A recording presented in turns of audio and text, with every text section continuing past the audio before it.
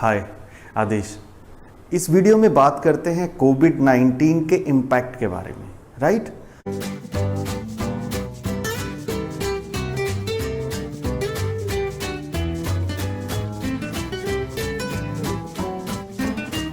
कोविड-19 जो एक पैंडमिक है जिसको आए हुए अप्रोक्सीमेट 7-8 महीने हो चुके हैं और इंडिया में लॉकडाउन को हुए अप्रोक्सीमेट 6 मंथ हो चुके हैं।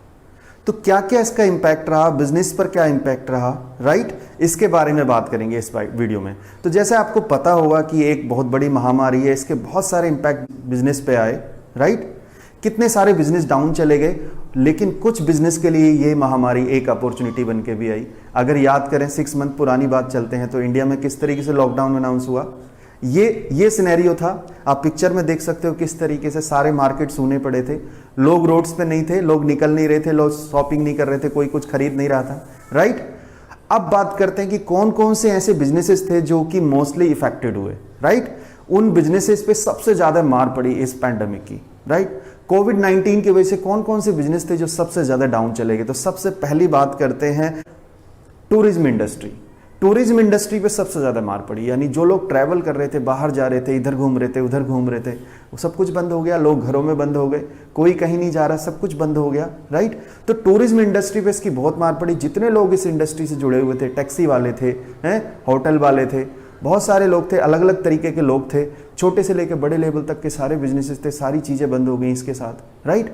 तो ट्रैवल इंडस्ट्री पे इसका बहुत फर्क पड़ा, टूर एंड ट्रेवल्स पे इसका बहुत फर्क पड़ा। उसके बाद लोग जाने के लिए कौन सा मोड यूज करते थे? दूर जाते थे, एयरप्लेन से जाते थे। एविएशन इंडस्ट्री थी, पूरी तरीके से बर्बाद हो गई। होटल इंडस्ट्री पूरी तरीके से बर्बाद हो गई। होटल खाली पड़े रहे, लोग ट्रैवल नहीं कर रहे, लोग कहीं जा नहीं रहे, लोग अपने घरों में बैठे हुए हैं, राइट? एंटरटेनमेंट इंडस्ट्री पूरी तरीके से बर्बाद हो गई। एंटरटेनमेंट इंडस्ट्री में अगर आपने देखा होगा कितने लाखों करोड़ों लोग इससे डायरेक्ट या इनडायरेक्ट जुड़े हुए हैं, राइट? सिनेमा हॉल्स बंद हो गए, उन पे ताला लग गया, कोई लोग नहीं जा रहा। जितने लोग उसमें डायरेक्टली जॉब कर रहे थे, कोई टिकट काउंटर पे लगा हुआ था, कोई अंदर कुछ बेच रहा था, राइट? कितने सारे ऐप उससे रिलेटेड बंद हो गए। For example book my show है, कोई मूवी नहीं चल रही, कोई थिएटर नहीं चल रहा, कोई इवेंट ऑर्गेनाइज नहीं हो रहा, उनका सबका बिजनेस बंद हो गया, राइट? तो ये बहुत सारे बिजनेसेस थे जो कि जिनमें स्लो डाउन आया just because of this pandemic, right? तो अब ऐसे कौन से बिजनेसेस थे जो इसकी वजह से जिनको एक अपॉर्चुनिटी मिली, जिन्होंने इस अपॉर्चुनिटी को ग्रैब किया और उनके लिए एक परफेक्ट एनवायरनमेंट इस कोविड-19 ने बना के दिया? जैसे आप लोगों को पता होगा सबसे बड़ा तेजी से उछाल आया हेल्थ केयर फार्मेसी, राइट? लोगों ने ध्यान देना शुरू कर दिया अपनी हेल्थ के ऊपर, राइट? लोगों ने क्या किया, हम बहुत सारे लोगों ने उससे पहले कभी मास्क या सैनिटाइज का नाम नहीं सुना था, है ना? यूज नहीं करते थे, सिर्फ हमने डॉक्टरों को देखा था, डॉक्टर यूज कर रहे थे मास्क का, सैनिटाइजेशन का वो यूज करते थे, राइट? बट अब हर आदमी के लिए कंपलसरी हो गया, गवर्नमेंट ने रूल्स बना दिए, राइट? तो इसकी खपत बढ़ गई। तो जो कंपनियां इससे डायरेक्ट या इनडायरेक्ट जुड़ी हुई थी उनके बेनिफिट शुरू हो गए। कितनी सारी नई कंपनियां आ गई जो सैनिटाइजेशन या फिर मास्क वगैरह इस तरीके के हेल्थ केयर के प्रोडक्ट बनाने लगी, राइट? कितने सारे इम्यूनिटी के प्रोडक्ट आ गए, इम्यूनिटी बूस्टर आ गए मार्केट के अंदर। कितने सारे इम्यूनिटी के चीज़ों की तरफ लोगों का ध्यान चला गया, है ना? आयुर्वेदिक की तरफ लोगों का ध्यान चला गया, लोगों ने काढ़ा पीना शुरू कर दिया, ऐसी ऐसी चीज़ें खानी शुरू कर दी जिससे इम्यूनिटी बूस्ट हो। आपने देखा होगा टीवी पे जितने भी एडवर्टाइज आते थे, सब एडवर्टाइज इस तरीके से फोकस हो गए, इम्यूनिटी बूस्ट करो, अपने आप को प्रिवेंट करो, अपने आप को वायरस से लड़ने के लिए काबिल बनाओ, है ना? और अपने आप को प्रिवेंट करो, अपना ध्यान रखो, अपने फेस पे मास्क लगा के रहो, हाथों को सैनिटाइज करते रहो, साबुन के सारे ऐड इसी तरीके के। तो बिजनेस बूस्ट हो गया हेल्थ केयर का। जो दुकानदार थे, मेडिकल वाले थे, उनकी चांदी हो गई, है ना? फार्मेसी का बिजनेस बूस्ट हो गया। लोगों ने और दूसरे तरीके अडॉप्ट करने शुरू कर दिए, अपनी बॉडी को फिट बनाना है, योगा की तरफ ध्यान करना शुरू कर दिया, हेल्थ की तरफ ध्यान करना शुरू कर दिया, राइट? पुराने जो ट्रेडिशनल सिस्टम थे वो बदल गए। दूसरा जो बड़ा बदलाव आया आपका ई कॉमर्स के अंदर, है ना? जो हमारा परचेज करने का कॉन्सेप्ट था वो बदल गया। पहले क्या करते थे लोग, मार्केट जाते थे, अपने हिसाब से सामान खरीदते थे, देखते थे, पसंद करते थे। पूरा कॉन्सेप्ट बदल गया, सब कुछ बदल गया। लोगों ने दूसरों के पास जाना बंद कर दिया, डरने लगे लोग, हैं? इसके पास जाऊंगा क्या होगा, वायरस मेरे को लग जाएगा। सामान लोगों ने ई कॉमर्स के थ्रू मंगाना शुरू कर दिया। तो जो लोगों ने कभी ई कॉमर्स का यूज नहीं करा वो लोग ई कॉमर्स पे आ गए हैं। और ई कॉमर्स के लिए लोगों ने क्या करा, ऑनलाइन ऑर्डर दिया, सामान घर पे आ गया, है ना? उस सामान को सैनिटाइज कर लिया, दूसरे लोगों से टच बना के दूरी बना के रखा, टच में नहीं आए उसके, है ना? तो ऑनलाइन की जो ई कॉमर्स का मार्केट था उसमें एकदम तेजी से बूम आ गया। बहुत सारे जो प्लेयर थे ऑलरेडी स्टैब्लिश थे, बट उनकी सेल एकदम से तेजी से जंप हो गई। कौन कौन से बड़े प्लेयर थे जिनकी सेल में उछाल आ गया? अमेजॉन की सेल बढ़ गई, फ्लिपकार्ट की सेल बढ़ गई, है ना?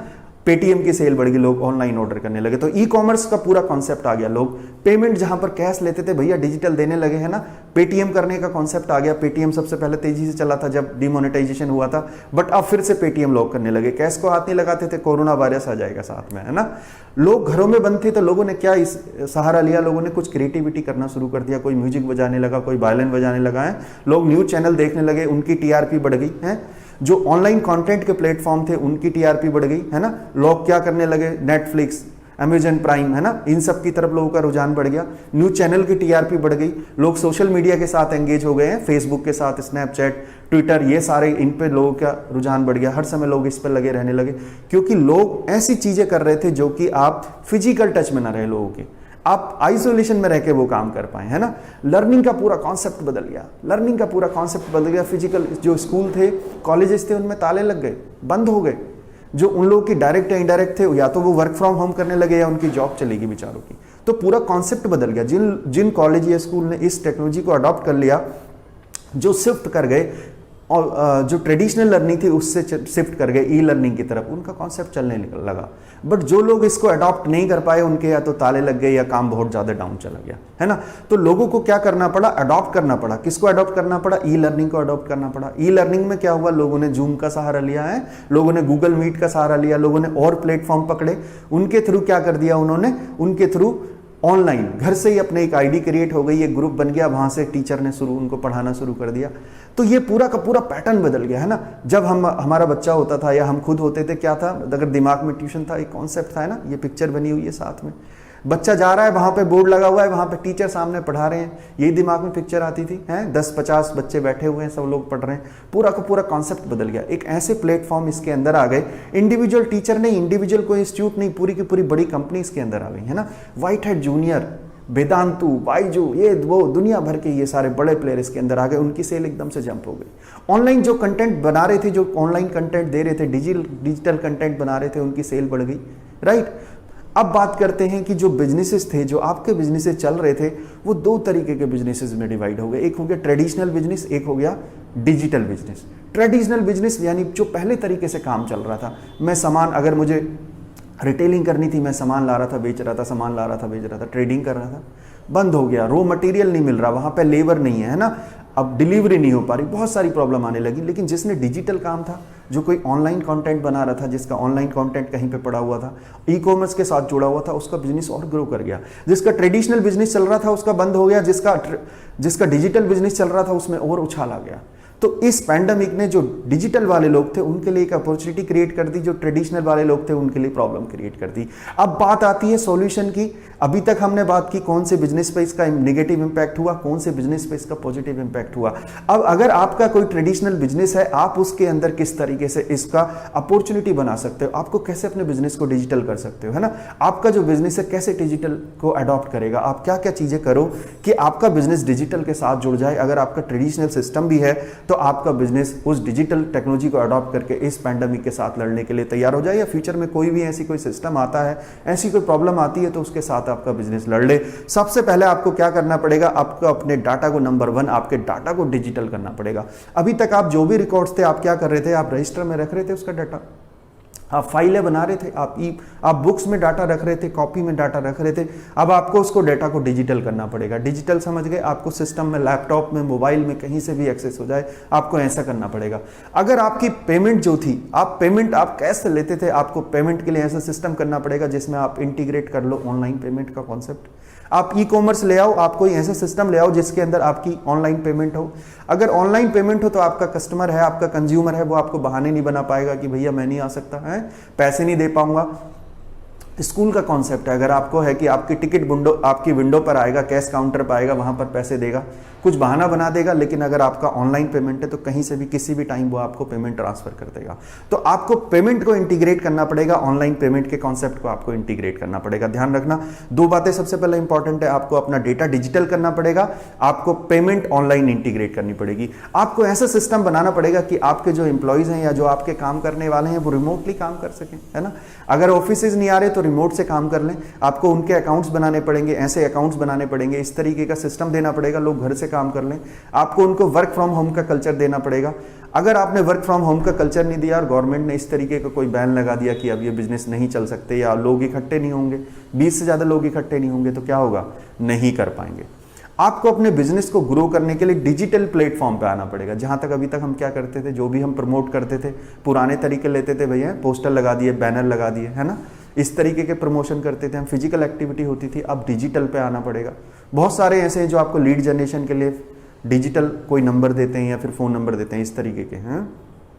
फेसबुक, ये जितने भी डिजिटल प्लेटफॉर्म है जहां पर आप एसएमओ के थ्रू, एसईओ के थ्रू अपना प्रमोशन कर सकते हो, आपको उस पर आना पड़ेगा, है ना। पहले दूसरे तरीके हम अडॉप्ट करते थे, अब हमें डिजिटली करना पड़ेगा। अब हम बात करते हैं, आप जो ऑलरेडी बने हुए ऐप्स हैं आप उनका यूज कर सकते हो, है ना। काम करने के लिए आपको उनकी हैबिट डालनी पड़ेगी, है ना, उस सब चीज़ को आपको यूज करना पड़ेगा। अभी तक हम डेटा मेंटेन करते थे कॉपी में, ई बुक में, है, किसी भी चीज़ में हम डेटा मेंटेन करते थे। अब हमें क्या करना पड़ेगा, डिजिटली उस डेटा को यूज करना पड़ेगा।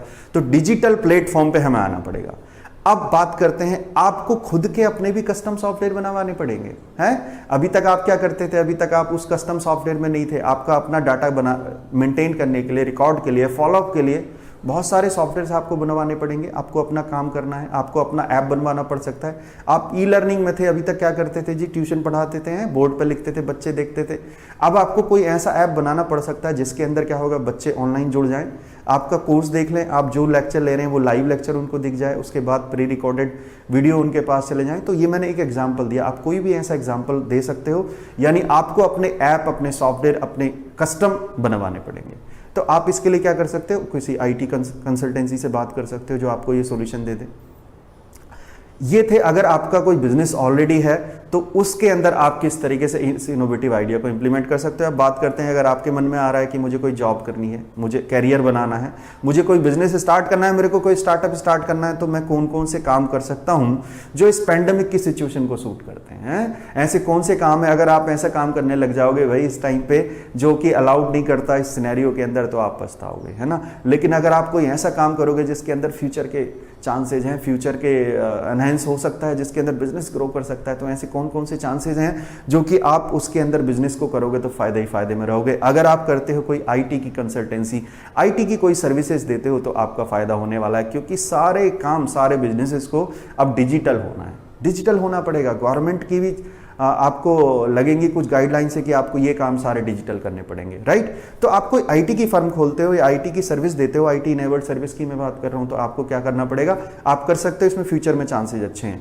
अगर आप कोई ट्रेडिंग का काम करना चाहते हो तो आपको ई कॉमर्स प्लेटफॉर्म के साथ जुड़ सकते हो, राइट। अब ट्रेडिशनल काम थोड़े से डाउन हो जाएंगे और अब ई कॉमर्स की तरफ लोगों का रुझान और ज़्यादा बढ़ेगा, क्योंकि लोग चाहते हैं डिस्टेंस मेंटेन हो, लोग चाहते हैं कि इंटरेक्शन जो है डिजिटल हो, राइट। और ऑनलाइन वर्किंग बेस्ड बिजनेस आप कर सकते हो। आपको कोई ऐसा कॉन्सेप्ट है कि लोग घर से आपके बिजनेस को संभाल रहे हैं, घर से आपका काम कर रहे हैं, ना, फिजिकल टच नहीं है लोगों का, लोगों को एक साथ गैदरिंग नहीं होना, तो इस तरीके के काम आप इजीली कर सकते हो जहां पे आप वर्क फ्रॉम होम का कॉन्सेप्ट हो। आपको इस तरीके का कॉन्सेप्ट बना सकते हो, जैसे मैंने अभी बताया ई लर्निंग का कॉन्सेप्ट बहुत पॉपुलर होने वाला है ना।